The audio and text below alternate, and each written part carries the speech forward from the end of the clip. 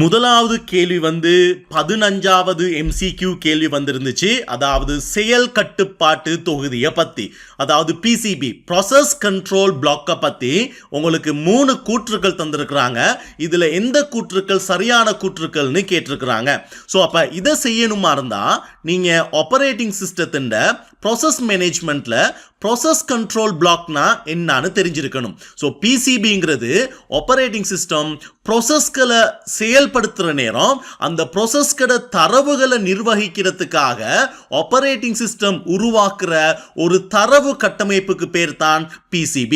அப்ப ஒவ்வொரு process run பண்ணப்படுற நேரமும் தனித்தனியான PCBகளை ஆப்பரேட்டிங் சிஸ்டம் உருவாக்கும். அதே நேரம் ஒரு ப்ராசஸ் முடிவுக்கு வர நேரம் அந்த PCBகளை கணனிலிருந்து நீக்கும். ஸோ இப்போ இதுதான் ப்ராசஸ் கண்ட்ரோல் பிளாக்னு சொல்லுவோம். இது ஒரு தரவு கட்டமைப்பு. ஸோ இப்போ நாங்கள் முதலாவது கூற்றை பார்த்த மாதிரி தான் அது ஒரு முறைவழியாக்கம் பற்றிய தகவல்களை முகாமிப்பதற்காக பணி செயல் முறைமையினால் பயன்படுத்தப்படும் ஒரு தரவு கட்டமைப்பாகும். சரி, அப்ப இந்த கூற்று ஒரு சரியான கூற்று. PCB அதுக்காகத்தான் ஆப்பரேட்டிங் சிஸ்டம் உருவாக்குது.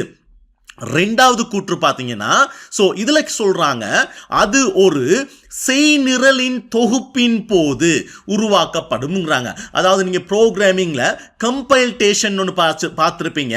ஒரு சோர்ஸ் கோடை நாங்கள் எக்ஸிக்யூட் கோடாக மாற்றுறது தான் கம்பைல்டேஷன் சொல்லுவோம். ஸோ இப்போ கம்பைல்டேஷன் டைம்ல தான் PCB உருவாக்கப்படும்னு இல்லை. PCB எப்போ உருவாக்கப்படும்னா ஒவ்வொரு ப்ராசஸ்களும் புதிதாக உருவாக்கப்பட்டு செயல்படுத்தப்படுற நேரம் கட்டாயமா அதுக்கான PCBகளை ஆப்பரேட்டிங் சிஸ்டம் உருவாக்கும். அப்ப இதன் அடிப்படையில் பார்த்தீங்கன்னா Bங்கிற கூற்று ஒரு பிழையான கூற்று.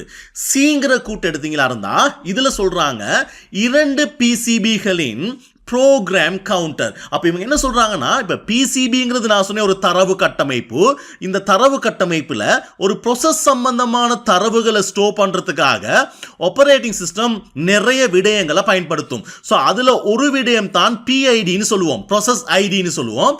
ரெண்டாவது முக்கியமான ஒரு விடயம் தான் PC ப்ரோக்ராம் கவுண்டர்.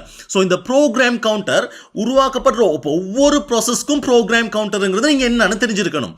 ப்ரோக்ராம் கவுண்டருங்கிறது என்ன, ஒரு ப்ராசஸ், இப்ப நாங்க இது ஒரு ப்ராசஸ் எடுத்துக்கிட்டமா இருந்தா இது ஒரு ப்ராசஸா இருந்தா சோ இந்த ப்ராசஸ்ல பகுதிகள் இருக்கும். இந்த பகுதிகள் ரன் பண்ணப்படுற நேரம் ஒவ்வொரு பகுதிகளாகத்தான் செயல்படுத்தப்படும். அப்ப இந்த குறிப்பிட்ட ஒவ்வொரு பகுதிகளும் நினைவகத்துல ஒரு குறிப்பிட்ட முகவரியில சேமிக்கப்பட்டிருக்கும். அப்ப குறிப்பிட்ட ஒரு விஷயத்தை செயல்படுத்தினதுக்கு பிறகு அடுத்ததா செயல்படுத்த வேண்டிய பகுதி நினைவகத்துல எந்த முகவரியில இருக்குங்கிறத குறிப்பிட்ட ஒரு பகுதி தான் ப்ரோக்ராம் கவுண்டருங்கிறது. இது ஒரு ரெஜிஸ்டர் மெமரி. ஸோ இந்த ப்ரோக்ராம் கவுண்டர்ல தான் அடுத்ததா அந்த ப்ராசஸ்ல எக்ஸிக்யூட் பண்ண வேண்டிய பகுதி எந்த நினைவக முகவரியில் இருக்குங்கிறதுங்கிற ஆப்பரேட்டிங் சிஸ்டம் நிர்வகிக்கும். ஸோ இப்போ இவங்க சொல்றாங்க இதுல 2 PCBகளின் ப்ரோக்ராம் கவுண்டர் பெருமானங்கள் சமனாக இருக்கலாமா. ஸோ உண்மைக்கே அப்போ இதில் என்ன மீன் பண்ணுறாங்கன்னா, ஒரே மெமரி, இப்போ உங்களோட கம்ப்யூட்டரோட ஒரே மெமரி அட்ரஸில் இருக்கக்கூடிய, இப்போ ஒரு மெமரி அட்ரஸ் இதாக இருந்தால் இந்த இடத்துல இருக்கக்கூடிய விடயங்கள் 2 PCBகளும் இதே அட்ரஸை பயன்படுத்தலாமாங்கிறது தான் கேள்வி. பட் உங்களுக்கு நார்மலாக தெரியும் ஒரேடியா இதை யூஸ் பண்ண இயலாது. பட் உங்களுக்கு தெரியும் மெமரி மேனேஜ்மெண்ட்ல ஸ்வாப்பிங் அப்படிங்கிற ஒரு கன்செப்ட் இருக்கு.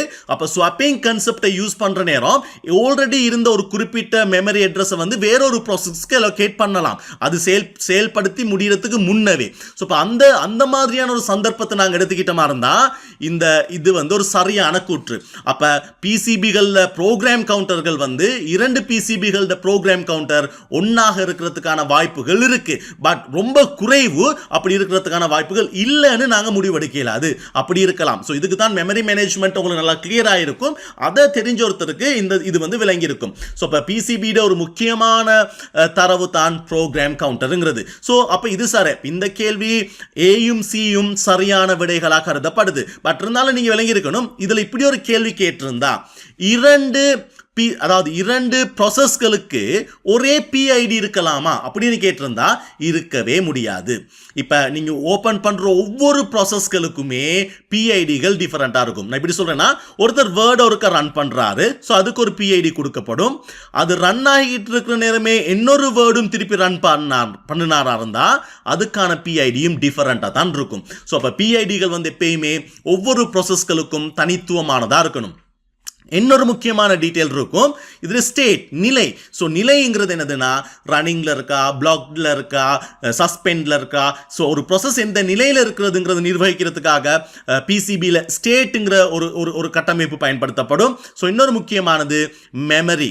ஸோ மெமரி உங்களுக்கு தெரியும், இந்த மெமரிங்கிறது நிறைய பேர் பிசிபியோட மெமரி தான் நீங்கள் மெமரி மேனேஜ்மெண்ட்டில் பேஜ் டேபிள்னு படிப்பீங்க. ஸோ அப்போ பேஜ் டேபிள் கட்டாயமாக பிசிபியோட ஒரு பகுதி தான். ஸோ இந்த பிசிபி ப்ராசஸ் மேனேஜ்மெண்ட்டை ஒழுங்காக கிளியராக விளங்கியிருந்தீங்களா இருந்தால் அதில் கேட்குற எந்த ஒரு கேள்வியையுமே நீங்கள் செயல்படுத்திக்கிற முடியும். ஸோ உங்களுக்கு ஏதாவது டவுட்ஸ் இருந்தால் என் நம்பருக்கு வாட்ஸ்அப் பண்ணுங்கள், நான் உங்களுக்கான சொல்யூஷன்ஸ்களை தாரேன்.